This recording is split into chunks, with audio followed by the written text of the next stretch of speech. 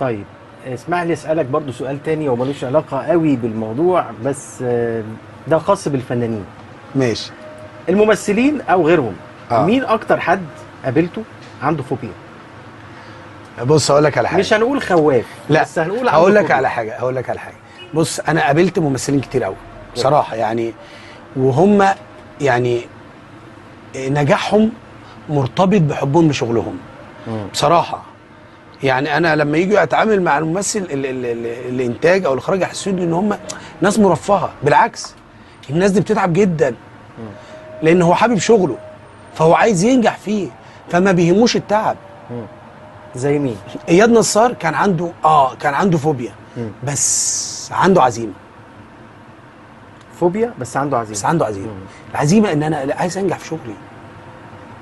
مش بيئتي الطبيعيه، مش متربي في الميه، ما بحبش الميه، مش بعوم، مش بغطس.